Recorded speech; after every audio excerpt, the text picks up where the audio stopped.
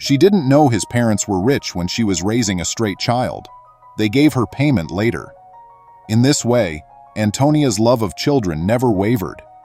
She cherished witnessing their unsophisticated understanding of reality and how they giggled while playing. But because she consistently had issues with her relationships, she was never able to produce children of her own.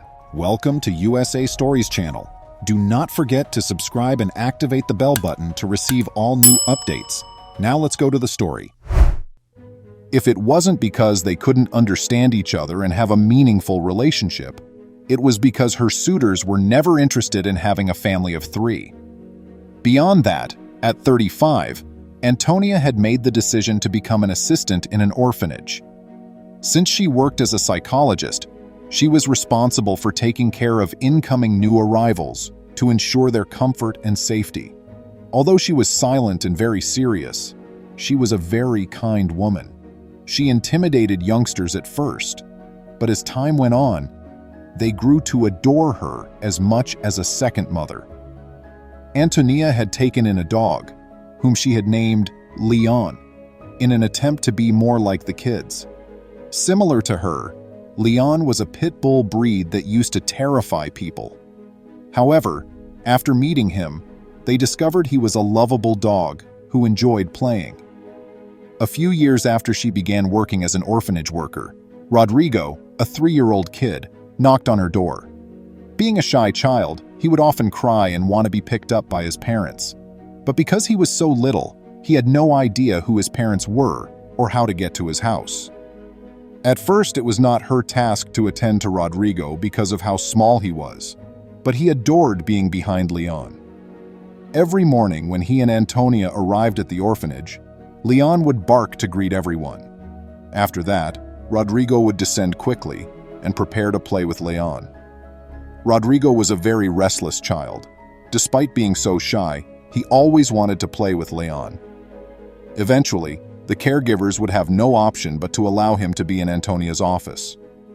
Little by little, Antonia got more and more fond of Rodrigo, and the boy liked being around Antonia because of how peaceful and sweet she was. Rodrigo had been in the orphanage for about a year when Antonia began to really consider adopting him. Naturally, there were a number of legal challenges, and she questioned whether Rodrigo would approve of the outcome. Although Rodrigo performed well in kindergarten and was happy with his friends and caregivers, he still harbored sadness at not knowing where his parents were. Just when Antonia was starting to lose hope for the adoption, Rodrigo began referring to her as Mother Antonia. Antonia made the decision to make her decision legally official at that same time, starting a drawn-out process that would take a full year. Antonia got the wonderful present she had always desired for Rodrigo's 5th birthday, a son to care for and adore. Rodrigo, Antonia, and Leon dealt with day-to-day issues while living a straightforward and contented existence in this way. Rodrigo had no recollections of his biological parents by the time he was 18, but he was certain that Antonia was his adopted mother and that he had first seen her when he arrived at the orphanage. After deciding to pursue architecture, Rodrigo had an office at the airport.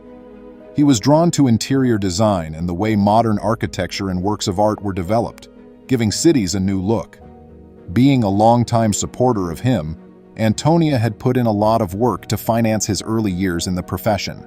At one point, Rodrigo had to take a part-time job to help pay for his education and assist Antonia with her bills. Rodrigo started working as an assistant secretary for a construction company at this time. It was an ideal starting point for studying the architectural and building industries. Furthermore, he was able to meet Mr. Jeremias Alcantara, the owner of the construction firm. Jeremias was a financially well-off man who was sober and very serious. He was always impatient for tangible results and never laughed. The workers closest to him left their jobs after less than a year, and he did not inspire much sympathy within the organization. That's exactly what transpired with Rodrigo's assistant. Rodrigo's supervisor resigned one morning and never showed up, despite numerous calls from the head architect. Rodrigo assumed the role of chief secretary to the chief architect in this fashion. Thus, he started corresponding with Mr. Jeremias more often. Rodrigo picked up the new duties quickly, because he was a quick learner and had an agile mind. Although Jeremias rarely noticed him, he had to talk to the architect in order to leave messages and find out where he was. To decompress from work, Jeremias and his wife Natalia went for a stroll in a small park one afternoon. He ran into Rodrigo and Antonia at that moment, who were strolling with Leon as well. Saluting Mr. Jeremias and presenting Antonia as his mother, Rodrigo went up to him.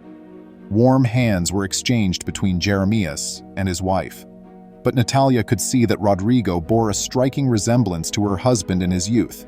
She was so concerned that she questioned Jeremias whether Rodrigo was a family member who was going to start working for the company. Jeremias declined and inquired as to why she thought so. In order to avoid being accused of being similar to Jeremias's brother, Natalia claimed that she had made him resemble him. Natalia was uncomfortable with this interaction since many years earlier, when returning from a pleasure trip at an airport, she and her husband had lost their little 3-year-old son. Because Natalia could not stop thinking about the meeting, she made the decision to look into Rodrigo and Antonia's backgrounds. She quickly discovered that Antonia was not actually his biological mother. After discovering the truth, she made the decision to confront her spouse about her misgivings, expressing that she believed Rodrigo might be the child she had abandoned so many years prior. Initially, Jeremias rejected his wife's views and chose not to explore the history that had brought him so much suffering.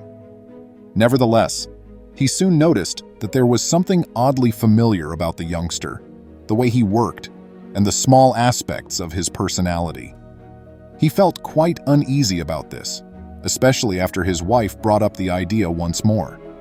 Knowing her husband wouldn't be present, Natalia made the decision to invite Antonia to her home one day.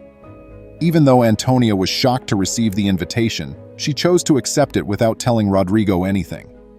After greeting her with great courtesy and offering her coffee, Natalia felt it was appropriate to inform her of the reason behind her call. She inquired about Rodrigo's origins and the reason for his name. The questions made Antonia a little uneasy, so she explained that although she had adopted Rodrigo from the orphanage where she worked, she was not his real mother. Natalia lost all composure at that point and started crying. Feeling bewildered, Antonia requested Natalia to settle down. Natalia confessed, shedding tears, that she had had a kid many years ago, but she had lost sight of him for a brief moment on the way back from a pleasure trip and had never been able to locate him. They were unable to locate her son, no matter how many police stations, orphanages, and private investigators they hired. She knew it had to be Rodrigo. Antonia and Natalia both started crying at that point, and Antonia told her that she had searched for Rodrigo's parents, but had not even been able to locate a hint. Natalia expressed her sincere gratitude to her for raising her son and expressed her desire to remain in her life, provided she was granted permission.